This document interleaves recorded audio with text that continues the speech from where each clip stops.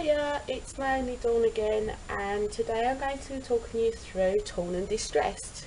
Now, I've been asked about my crafting style, and I'd say that's the best way to describe it because I usually end up with some tearing or some distressing or both on my projects. So, very simple one for you today.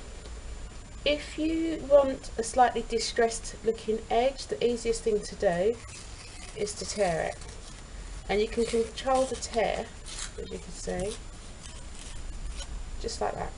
Now, if you notice that I tore towards me, that will give you the white edge showing on the top. Now, this is quite obvious stuff if you've done it before, but for the beginners out there, if you tear down, you don't get the white edge, you just get the rough edge. Okay, so tearing, all you need to remember, tear towards you and you'll get the white edge, tear away from you and you won't have the white edge, that will be on the bottom. Okay, now Fiskars do a set of rulers that have got an edge so you can actually really control the shape and how you do the edges. So that takes me on to the next thing I'm going to show you, which is the technique that I like to use, which is tearing along the ruler. Now, when I want a piece of paper a certain size, I'll mark it out as I would normally.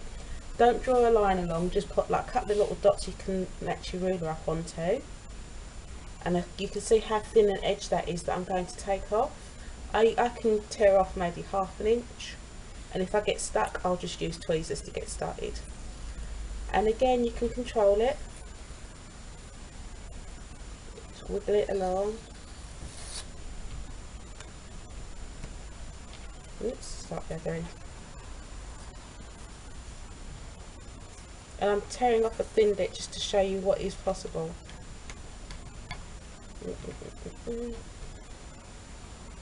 She says. Okay.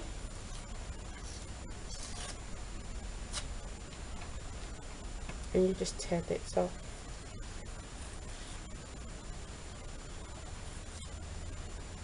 And that gives you a rough edge. Now, another thing you can do with that is if you want to have it like slightly roughened, you just tear across like that, and that gives you still a straight edge, but it's a bit rougher. What I tend to do at this point is like with my fingers just ruffle up the edges, and you want to get little tears and buckled bits and curled up bits. Okay, and that's another method. I'm going to show you a method I call buckling now. So as you can see, I started tearing bits off of this piece. Spray with some water. I've got 2 of these for £1 at the pound shop, and it's just your garden spray. You can use your misters. Give your paper a bit of a spray and you'll see that it starts to curl a bit, which is exactly what you want.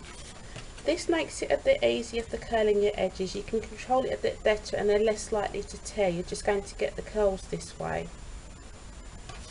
Don't do this if you use distress inks to ink your paper, because you're going to get the water splatters on this, unless that's the look you're going for. I'd advise to get it stick.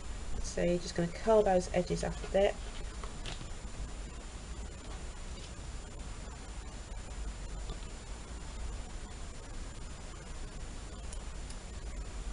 And then that side was cut with a knife and it still works, you get the tearing. Right, the main reason that I sprayed this with water is not just to make the edges easier to curl up, it's to get this effect. So please excuse the heat gun.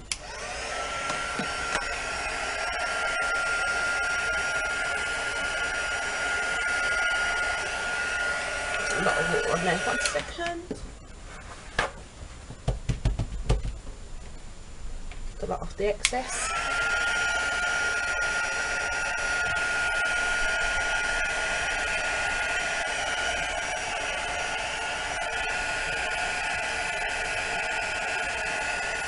And what should start to happen, you can see it here, is the paper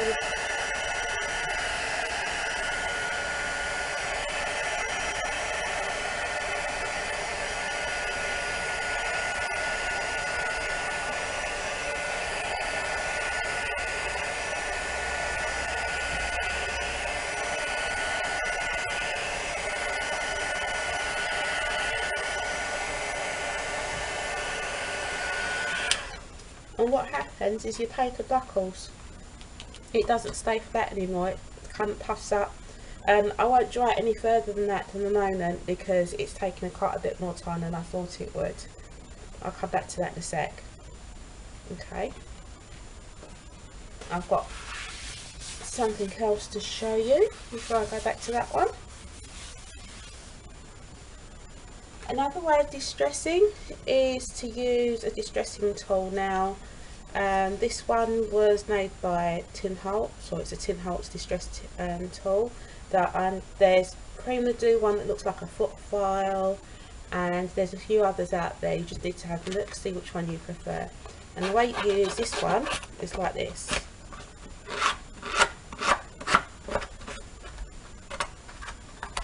And it just literally roughens up the edges.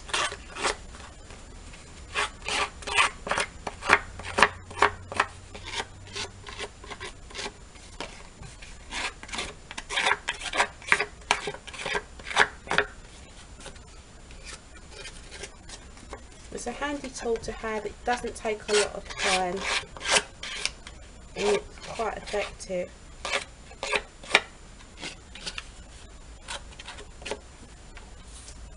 Yep. It's another distressing technique. And the last one I'm going to show you. Right, my favourite inks for distressing are Vintage Photo, Aged Mahogany and Tea Dye. I'm usually going for a slightly grungy vintage look, so if it's a vintage edge then these are the colours that I'll go for. Most often it's Vintage Photo. If I want it really grungy then I'll go for Peeled Paint, which is one of the green colours, but for today I'm going to use that one. And literally all you're going to do is ink your edges.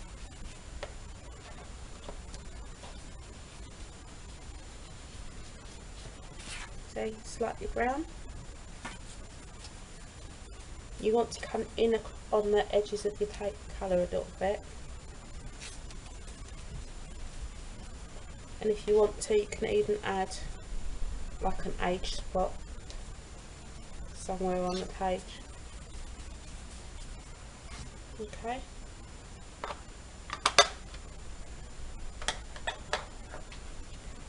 So, just to recap, you've got your paper, tear it towards you. You will end up with a white edge that you can ink or leave as it is, or you can curl up. Yeah. Tear down. Oops, try again. Tear away from you. You won't have the white edge, but you will have the distressed edge. And then you can also use a ruler, and a ruler will allow you to make sure that your mat's the size that you want, and also help you to control your tear. Okay, that's your tearing techniques. I've shown you how to use your distress tool. Very simple. It really does roughen up the edges and then you can ink them. So inking is another technique. I'm just going to take a few seconds to dry this a bit more.